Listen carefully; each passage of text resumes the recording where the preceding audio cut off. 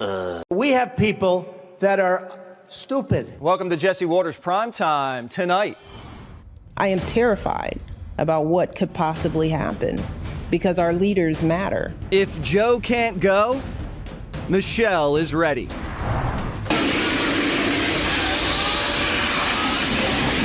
Gaping holes. Oh boy.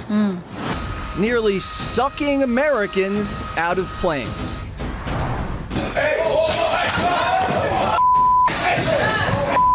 The judge jumper back in court. Primetime goes behind the bench. Go sit down. Plus, Johnny at the Golden Globes. Damn, you're hitting me with political questions right away. The red carpet.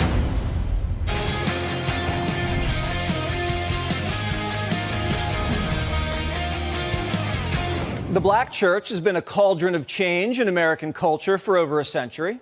From Frederick Douglass, who spent his early days preaching about the abolition of slavery. The guy? To Martin Luther King Jr., whose sermons paved the way for the civil rights movement. It was the black church that galvanized racial progress in this country. And it was the Democratic Party that turned the black church into a campaign stop. And no one received a warmer welcome than Bill Clinton. Mr. President, these are your people. Give him a great big hand. The President of the United States. If you haven't had Bishop Lindsay's barbecue, you haven't had barbecue. Nice. I've been called a lot of things, but nobody's called me a bishop yet. The first black president was then followed by the first half-black president, who laid down some harmony. Listen. Amazing grace, how sweet the sound. Then our friend Hillary hit the black church circuit. But there was something off. I don't feel no ways tired. I come too far from where I started from. Nobody told me that the road would be easy.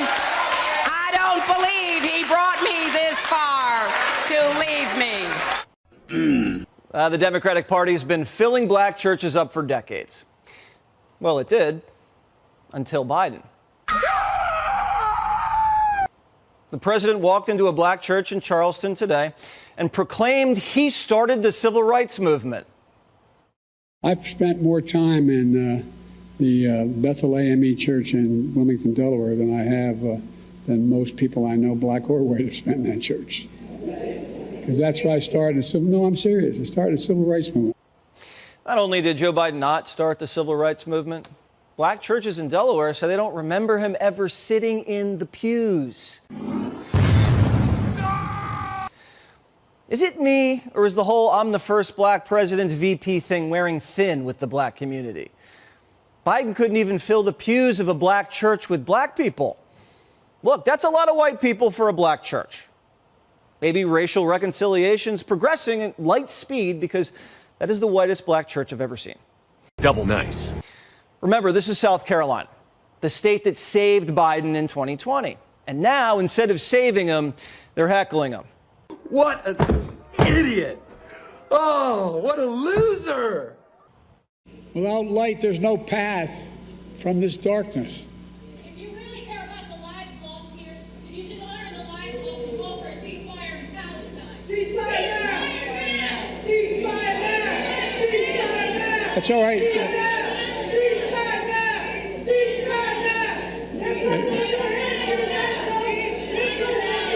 Now I know what all the whites were there for. And did you notice half the church protesters? Who does that?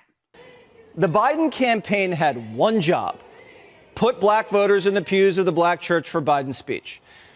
And they let in dozens of Palestinians. NBC News stumbled onto the truth when they spoke to folks downtown. Listen. This idea that the Democratic Party has kind of pandered to black people and, promising them all these things, and then they get in office and it kind of feels like they're forgotten. I think that's kind of like the sentiment that a lot of people have, and I think that's one of the reasons now where people, especially young people, care more about, who the right person for the job is versus like what's the right party. These political parties are losing their grip on their traditionally loyal coalitions. Trump's now poised to win more black votes than any Republican in American history. Remember, if Trump does just 1% better with black Americans, Biden loses the White House. So the Democratic Party doesn't want Biden to debate Trump.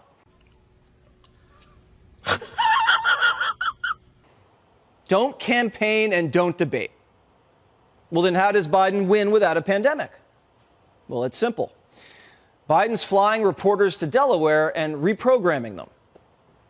Is the Biden campaign allowed to pay for reporters' plane tickets to Wilmington? I want to touch it. And serve them food and alcohol? And tell them they're getting it wrong? Not sure. The Biden campaign is telling reporters to stop covering that Biden's prosecuting Trump. And cover the controversial things Donald says instead. The Biden campaign wants to prosecute Trump in the dark this year. Some very powerful people are watching this, and they've had enough. The Obamas say Joe Biden's going to lose, so they're staging a hostile takeover. Obama World is telling everyone who will listen in Washington that the Biden campaign is complacent, unimaginative, and they don't understand the threat of losing to Trump. Oh my God! Team Biden says Biden is way too zen. I think when he says way too zen, he means barely alive, but I don't want to put words in the former president's mouth. The Washington Post is reporting Obama has been visiting Biden at the White House to tell him he needs a full overhaul of his campaign. Obama is pushing Biden to move his political operation outside of and beyond his White House advisors. Translation, Barack and Michelle are taking over. And the media agrees. President Biden needs to listen. He needs to ramp up the attacks. He did yesterday. He needs to stop running ads that say, I did a great job, and start running ads saying this guy is a threat. Democracy, to your abortion rights, to your Social Security. Everything has to be Trump.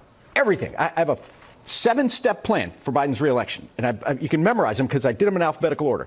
Attack, attack, attack, attack, attack, attack, attack. Boom, bitch! Bang! Biden's trying to throw Trump in prison for the rest of his life, strip his business license, strip him off the ballot, and just call him a combination of Hitler and King George III. And the Obamas think he should go on the attack? I'm afraid to ask what this new level of attack would look like. But if Trump isn't damaged goods by the convention, Michelle Obama's positioning herself as Plan B. What's going to happen in this next election? I am terrified about what could possibly happen because our leaders matter. Oh my God. Who we select, who speaks for us, who holds that bullied pulpit. It affects us in ways that sometimes I think people take for granted. You know, the fact that people think that government, does it really even do anything? And I'm like, oh my God, does government do everything for us? And we cannot take this democracy for granted. And sometimes I worry that we do. Those are the things that keep me up. Our leaders matter? Blah, blah, blah, blah. Is she talking about Trump or Biden? Hard to tell. But the former First Lady, who rarely expresses her political views so pointedly, is sending out the bat signal. What is the thing that keeps you up at night? More to do with the world that we're in. There's such a thing as knowing too much. It could be any range of things that comes across the desk of the leader of the free world, right? So I know a lot about what's going on, and Oh, that was gross! What keeps me up are the things that I know. The war in the region, in too many regions. What is AI going to do for us? The environment, are we moving at all fast enough? What are we doing about education? Are people going to vote? And why aren't people voting? I mean, those are the things that keep me up, because you don't have control over them.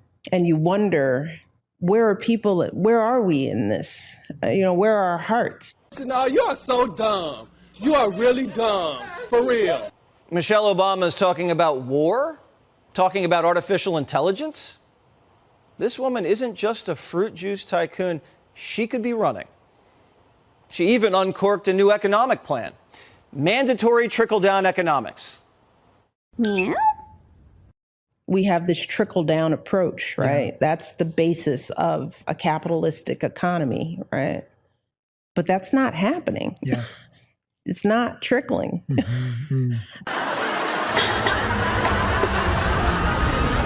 The law would require, in whatever way, if we're not trickling voluntarily, then we need to be forced to trickle. Mandatory trickling down. Yeah. Forced to trickle.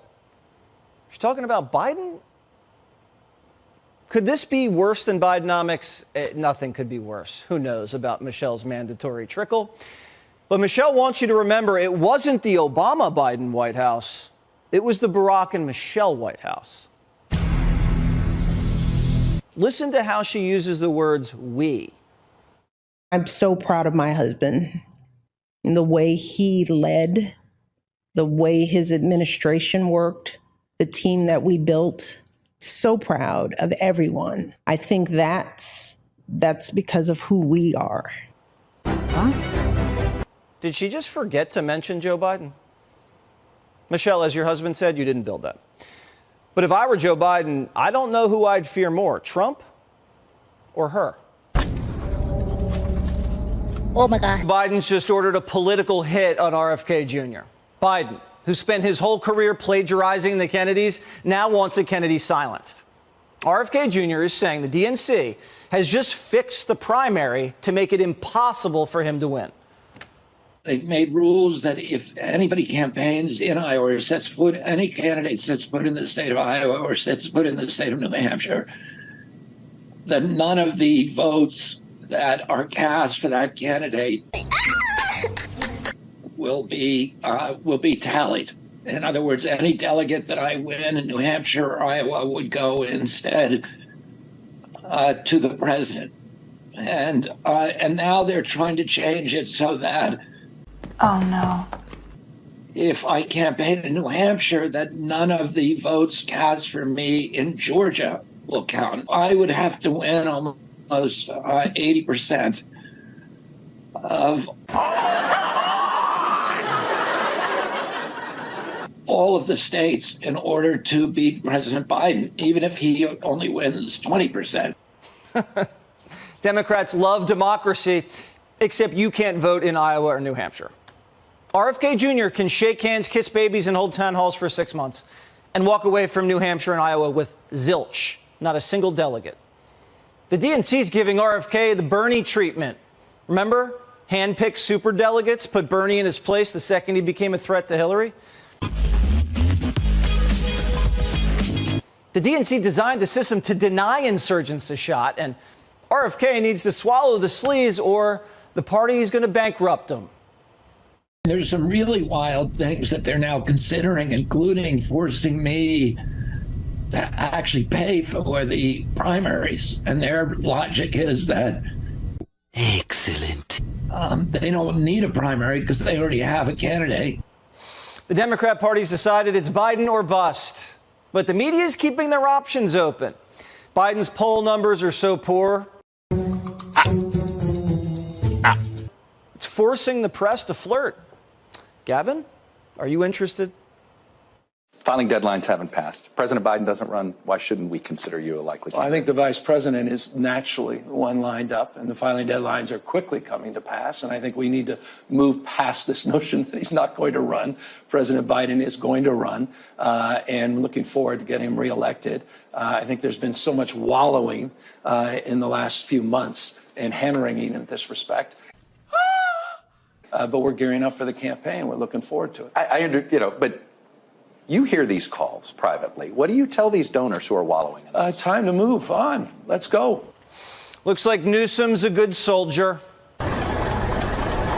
There's a succession plan, and they say they're sticking to it. It's Kamala for now. Dennis Kucinich, RFK Jr.'s campaign manager, is here. Dennis, what is going on with the DNC? No.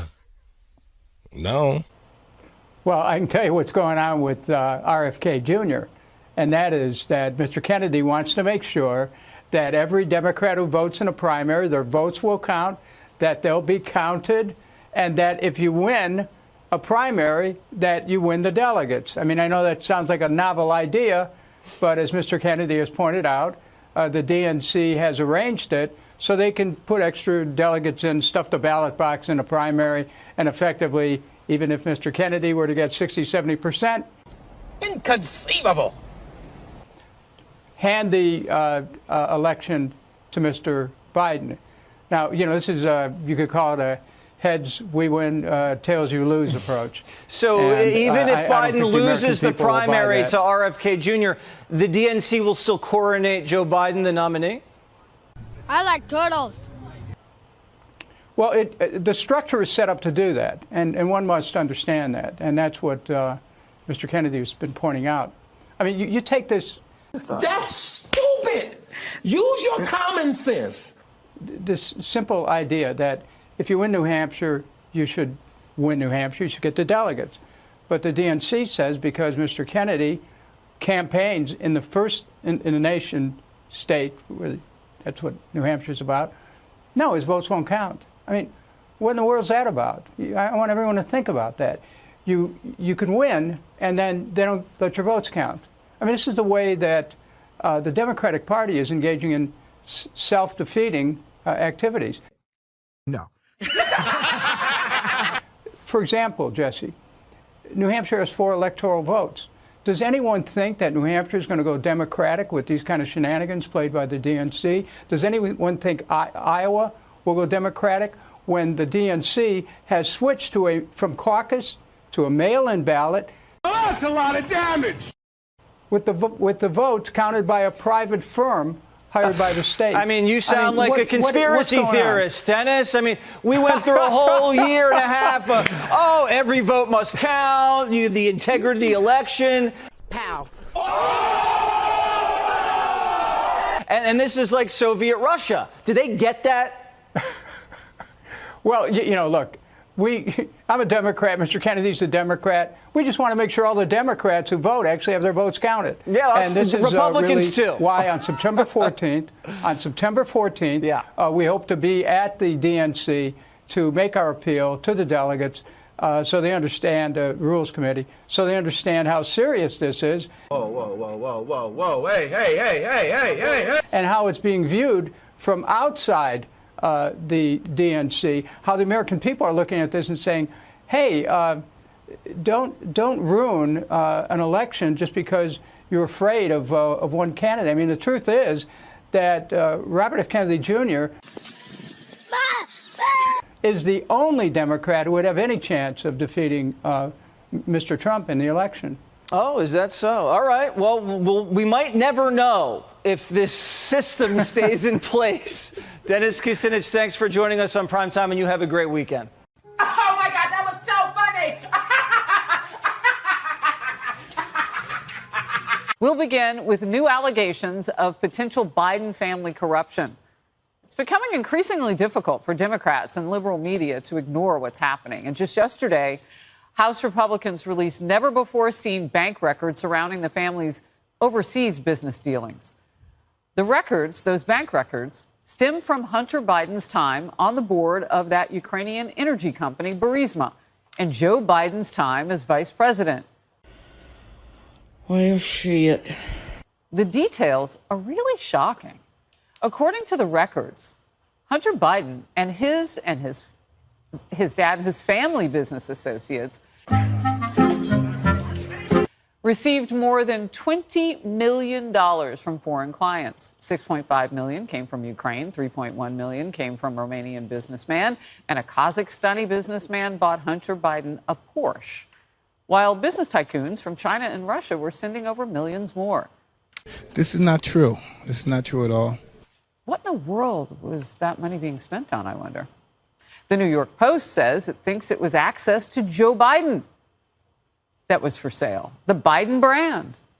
Now, President Biden is offering his first reaction to Devon Archer's bombshell testimony. Remember that from last week. He was the former bestie and business colleague on that board of Hunter Biden. And the president snapped at Fox News' Peter Doocy instead of answering the question, addressing the issue. Let's watch. There's this testimony now of that. Yeah, no, I don't take responsibility at all because